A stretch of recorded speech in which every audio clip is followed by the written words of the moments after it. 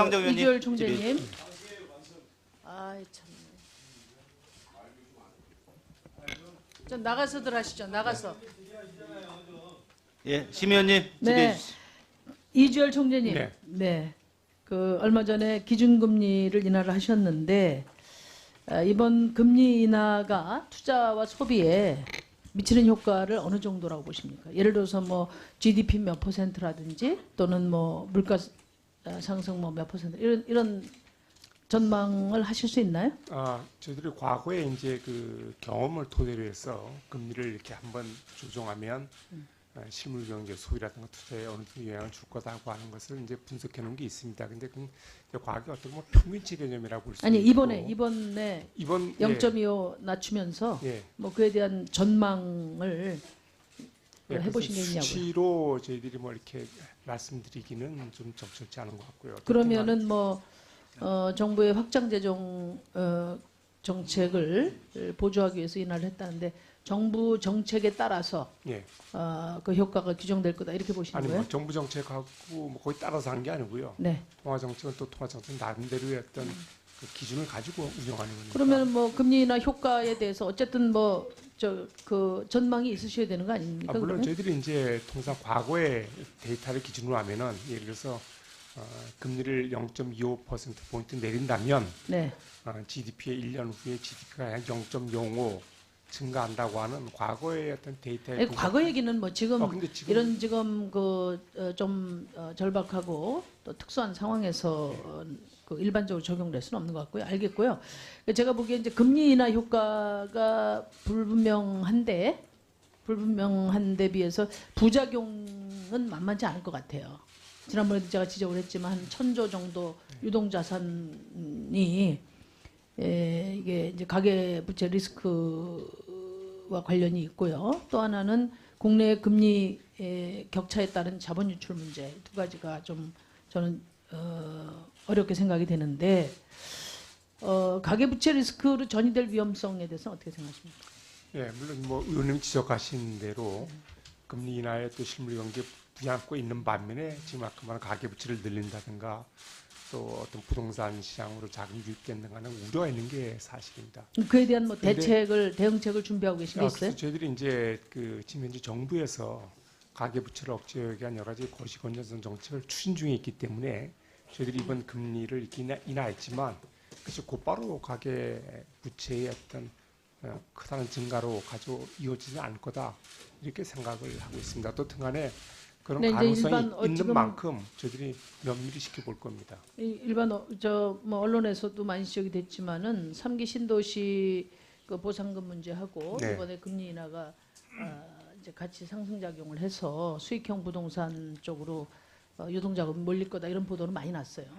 뭐 그 가능성이 없다고 보시는 겁니까? 뭐 그런 가능성이 잠재는 해 있습니다. 그래서 그런 것이 어느 정도 이렇게 될지를 저희들이 그래서 면밀히 지켜보고 그다음에 저희들이 정책적인 판단하겠다는 이유가 바로 거기에 있는 겁니다.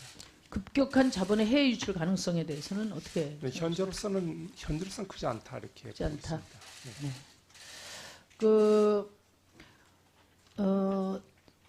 제가 생각할 때는 가계부채 관리 협의체 매월 열리나요? 매월? 그건 뭐 저희들이 수시로 수시로 합니다. 열리죠. 그런 걸 통해서 강력한 그 시그널을 한국은행에서도 계속 줘야 된다고 보고 또 부동산 대출 억제를 할 수 있는 그런 시그널 또는 정책 수단 이런 것들을 적극적으로 개발해야 되지 않나 한국은행에서도 그런 생각입니다. 어떻게 보십니까?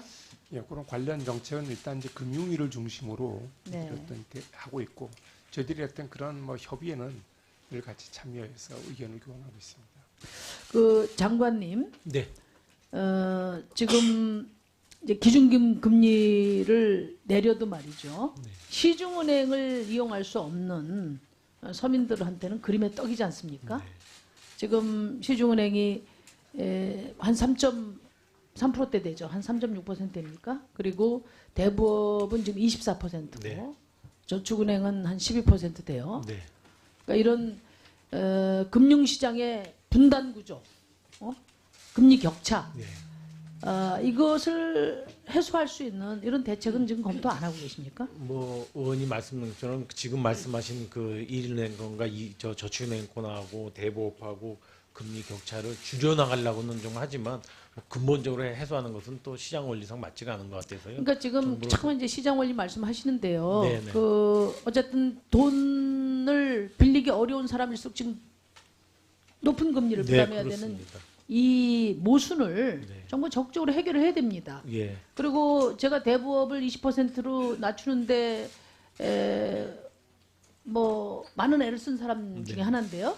그런데 대부분 다른 나라의 선진국 같은 경우에는 시중금리의 2배 이내로 대부업이나 이런 부분들을 억제하고 있잖아요. 근데 지금 시중금리가 지금 3%대인데 지금 아직까지도 24%를 유지하고 있다는 거는 정부가 정말 돈 1,000만 원 손자 저 만져보지 못하는 이런 서민들에 대한 그 고민이 없다. 서민들의 정부가 아니다.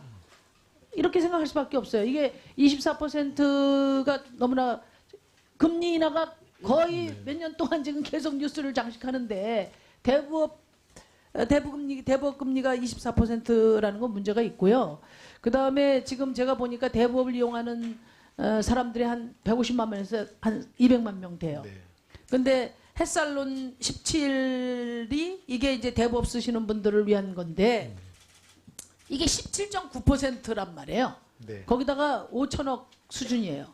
예? 이게 5천억이면 지금 몇 명입니까 이게? 한 7만 명 정도, 네. 한 150만 명, 200만 명 중에 한 7만 명 정도밖에 혜택이 안 되고, 왜냐하면 700만 원 한도니까. 그것도 18% 가까운 고금리인데 이걸 과연 서민금융 대책이라고 볼 수 있는가?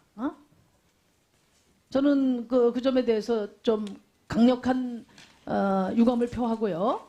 지금 햇살론 17의 그 금리를 10% 이내로 낮추고 일단 2배 이내는 좀 무리라면 지금 세희망 홀씨라든지 햇살론 미소금융 그 금리를 고려할 때 햇살론 17을 10%로 낮추고 그 규모를 한 2조 정도로 확대하는 것은 것을 제안합니다. 어떻게 생각하세요? 네, 의원님 뭐 말씀 잘 알겠습니다. 저희가 사실 금년하고 내년도에 일단 지금 말씀 주신 햇살론 17은 2년간 시범 사업을 하겠다고 해서 금년도에 4천억이고 내년도에 5천억인데요.